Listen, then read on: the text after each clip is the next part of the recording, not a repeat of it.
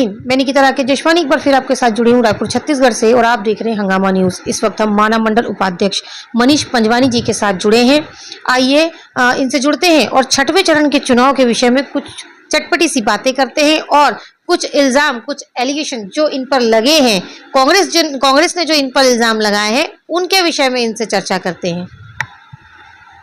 मनीष जी, क्या लगता है आपको छठवें चरण का चुनाव इस वक्त कंप्लीट हो चुका है, क्या अभी भी आपको लग रहा है 400 पार?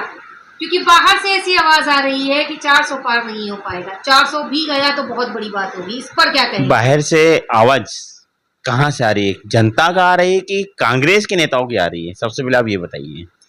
जनता भी ये बोल रही है और कांग्रेस तो ऑब्वियसली बोलेगी ही बोलेगी। जनता 100 में से 99% चाह रही है कि नरेंद्र मोदी जी आएंगे और जनता तय करती है, ना हम तय करते हैं, ना आप तय करते हो, ना कांग्रेस वाले तय करते हैं।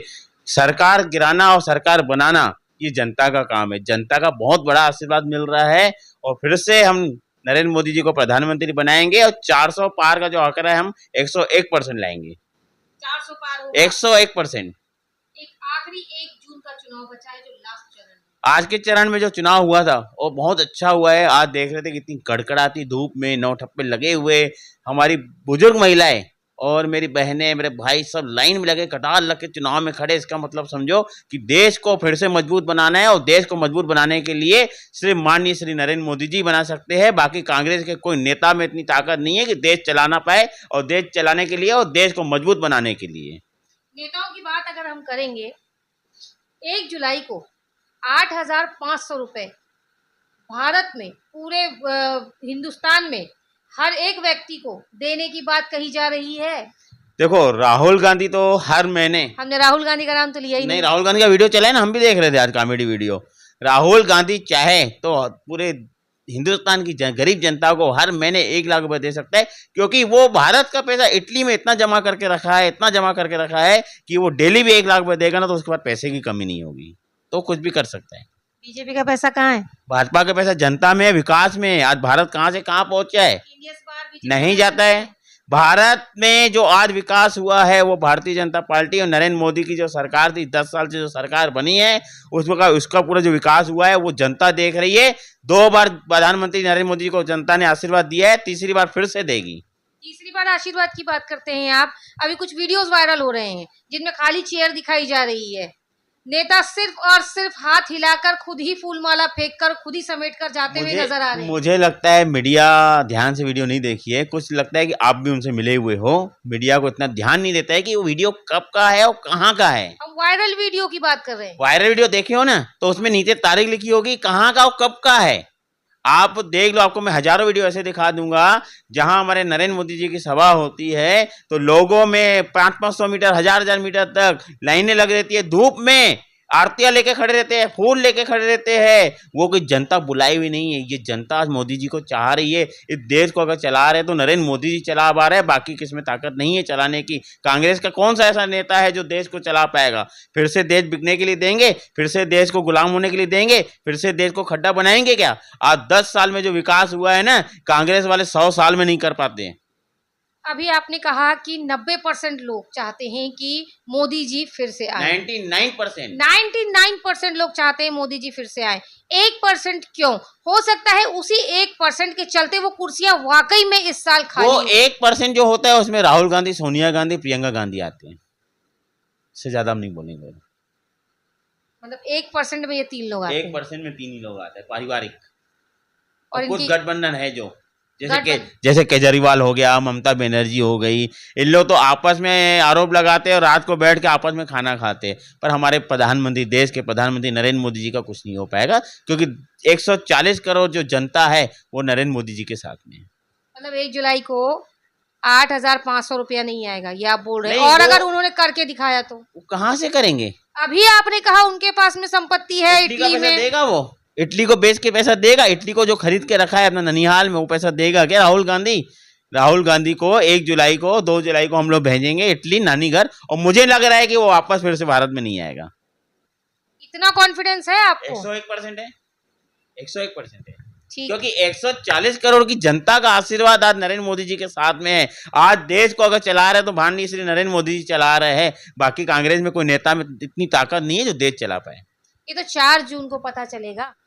इल्जामों पर हम आते हैं तो अभी आज ही दीपक बैस जी ने एक प्रेस वार्ता में कहा है कि सुरक्षा बल और नक्सलियों के बीच में जो भी मुठभेड़ हुई थी उसका जो मामला है उसे आप लोग एक तरीके से उनकी जान माल के साथ में समझौते के रूप में ले रहे हैं। क्या उनका ये इल्जाम सही है? देखो, दीपक वैद जी को ये बताना चाहिए, जब आज से 10 से 12 साल पहले जो झीरम घाटी हुई थी, हमने जो कांग्रेस के बड़े बड़े नेता और कदावर नेता लोग को जो मारे गए थे, उसमें एक नेता उनका ऐसा था जो वहां से वापस निकल के आ गया था। तो इसमें ये साबित होता है कि कहीं इन्हीं के नेताओं की वहां पे साजिश थी। कांग्रेस सरकारी नक्सलियों को बढ़ोतरी देती है, भाजपा कभी नहीं देती है। अभी आप नक्सलियों को जाओगे तो बहुत कंट्रोल में है, और 5 साल अगर पीछे जाएंगे अभी आप, तो 5 साल पीछे का देखना कैसा था। इसीलिए कांग्रेस पार्टी के जितने भी बड़े नेता है और कुछ जो उनके नेता है वो नक्सली वालों से मिले हुए रहते हैं। पर भाजपा में जो नेता रहते हैं, आज हमारे विजय शर्मा जी गृह मंत्री है, पर उसमें कंट्रोल करके रखे हैं। तो क्या उनका आरोप सही है कि उनकी जान माल के साथ में समझौता किया जा रहा है क्योंकि कार्रवाई सही नहीं हो रही? नहीं, कार्रवाई होगी ना, कार्रवाई हो रही है, कार्रवाई अभी होगी भी।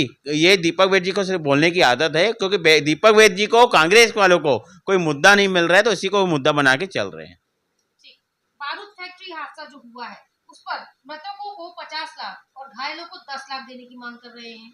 तो ये जो मांग उसकी हो रही है, क्या ये मांग सही है? सबसे पहले तो जो आज हादसा हुआ बहुत दुखद हादसा है। ऐसा हादसा तो देखो, हादसा तो कभी पूछ के नहीं आता है और किसकी साजिश नहीं रहती, हादसा होता है, बारूद फैक्ट्री गर्मी के कारण लग जाता है।